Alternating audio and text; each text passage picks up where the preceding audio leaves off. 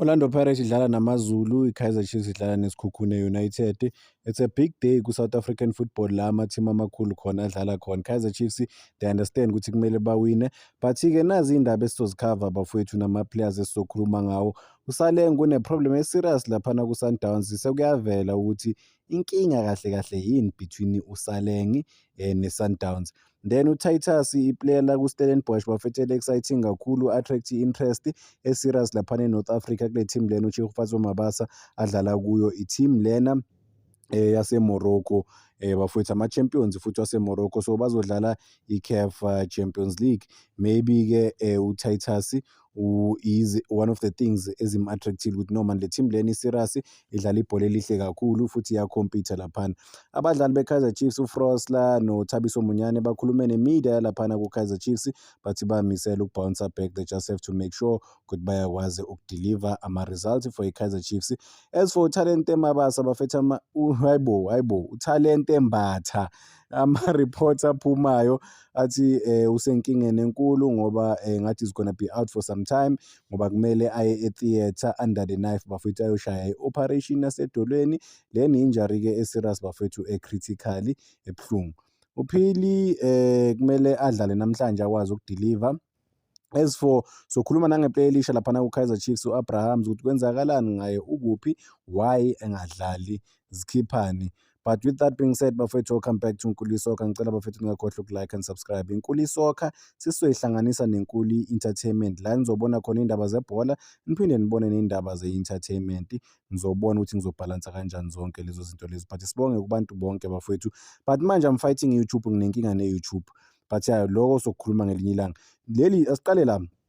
Coach uKaizer Chiefs uDa Cruz uthe u-Abrahams bafethu akakabi ready ukuthi adlale for i-Kaizer Chiefs, iplayer azange laba ne-off season, so kuzothatha isikhathi, meaning that kuzothatha isikhathi ukuthi simbone umdlali omusha odlala i-wing laphana ku-Kaizer Chiefs ukuthi bazom-introduce nini kanjani. So he's not ready to be there. Just manje kumele akwazi ukuseklela laphana ethimini, kumele akwazi uku-adjusta i-naturena, ajwayele ama-player, ajwayele ama-formation, and then sesingacabanga-ke ngayo lo mdlali lona abamsayine laphana ethimini yase-Cape Town ukuthi maybe angakwazi ukudeliver laphana ku-Kaizer Chiefs ngoba siyazi ukuthi the stakes are high for Kaizer Chiefs, not just i-Kaizer Chiefs, for any big team yaku-South African football. They understand the magnitude of playing for the team and bayazi ukuthi kumele badeliver.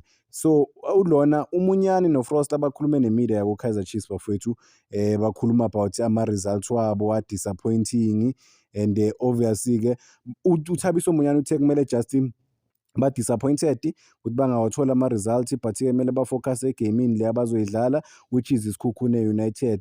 Uthi benza kahle kakhulu bona as i-Kaizer Chiefs, even nangama-preparations laphana benza kahle kakhulu. So kusho ukuthi akusizi izinto ey'ningi kumele baware ngazo. Even noDa Cruz bafethu uthe confident laphana ukuthi i-Kaizer Chiefs izoba right, izokwazi ukuqala i-deliver ama-results a-serious.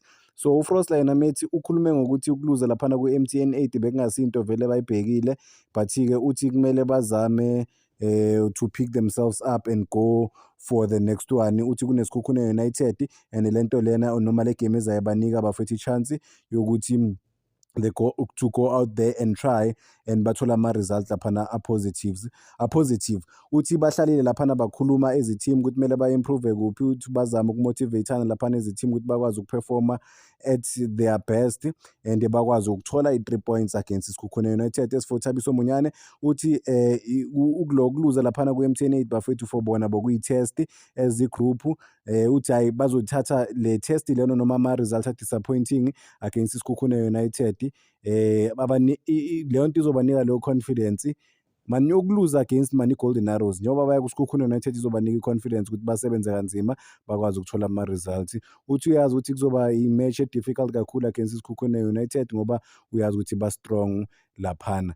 So baphinde bakhuluma even nangama-matches ukuthi okay nge-weekend kuzi-match enkulu against iMamelodi Sundowns, so lawa akusiyo ama-matches abazowathatha for granted, ama-matches a-serious, and baya-understand nabo as i-team ukuthi kumele bayamisele ukuthi bakwazi ukuthola ama-results kulama-matches lawa abalulekile for i-Kaizer Chiefs. So bona-ke bona uThabiso Munyane mawumbheka uyi-standout star for i-Kaizer Chiefs, kuyabonakala ukuthi uyi-leader laphana bayakholelwa kuye and uyazenza izinto zenzeke for i-Kaizer Chiefs. Sobona ukuthi namhlanje usiphatheleni umfana. Niphinde nibuye-ke bafowethu, ngizobuya ne-first starting 11 sibone ukuthi bazodlala i-formation enjani ku-Kaizer Chiefs. Asithesheni on kancane kuPhili bafowethu. uPhili I think kumele bazame ukumqalisa igame namhlanje. U-exciting yena ukuba exciting, I think angakwazi ukudeliver. uPhili there's something special about him, but kumele bakwazi ukudlala as a collective. Yabona lento le ngiyohlezi ngiyigcizelela bafowethu ukuthi badlale as a collective, bangadlali as ama-individuals, and ba-understand ukuthi okay, usibani bani special than amanye ama-players, and bakwazi ukudlalela lelo player, not umona. And noPhili angashadi nekhona lapha noRashad ne-touchline, akwazi ukuba man-mobile, akwazi ukuba close to wonke ama-players wakhe, angabi too far from ama-players. Manje kumele bamthole ngama-fancy passes, it should be easy to get him, but-ke naye i-awareness yakhe kumele ibe at the peak, azazi ukuthi ukuphi wenzani.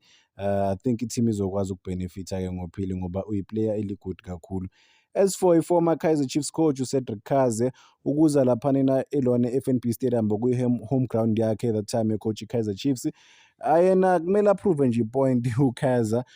It's a must win game for yena ukuprova ku-Kaizer Chiefs ukuthi benze i-mistake ngokuthi bamhambise yena as ucoach ngoba ukwazile ukubalethela ama-results aserious nokubabeka laphana ku-number 3. It's not gonna be an easy game. Uyazi ukuthi i-Kaizer Chiefs inama-players agood kakhulu, sobona ukuthi lama-player, but uCedric Kaze was everything about ama-players we-Kaizer Chiefs, was everything about uInacio Miguel, uKwinika, uThabiso Munyane, wonke ama-players waku-Kaizer Chiefs, unless lama-players amasha akazi lutho-ke, but even abomDu, aboVilakazi, was ama-strength nama-weaknesses ukuthi bamakwa kanjani.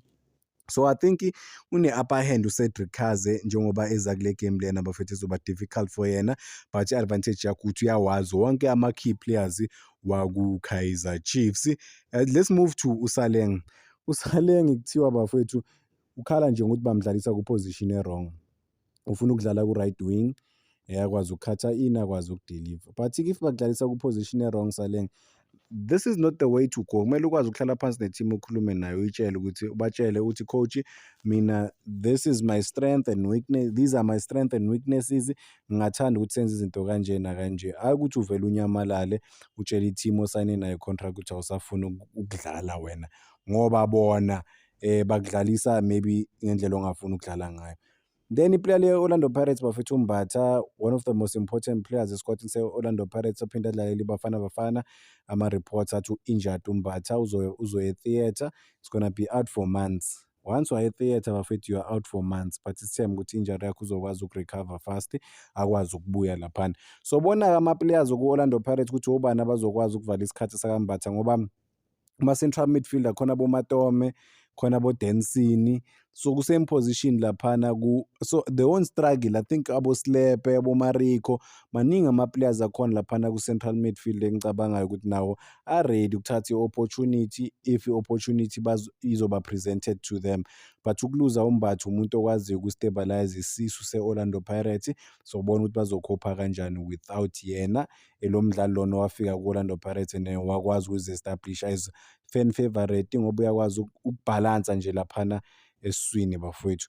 Indaba ezinkulu-ke bafethu eziphumayo ngoTitus, uTitus-ke dala athi uTitus yena ufuna ukuya e-Europe, but-ke manje ufuna i-team yase-North Africa.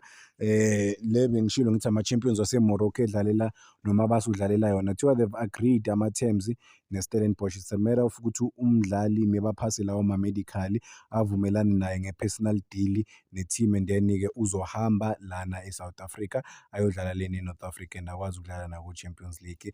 Simfisela inhlanhla umdlali ukuthi izinto zimhambele kahle zonke, umdlali o-good kakhulu.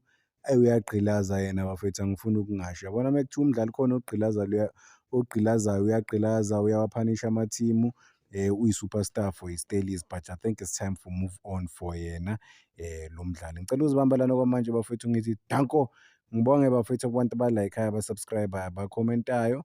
Whether you agree or disagree with me, it's just i-channel nje le at the end of the day.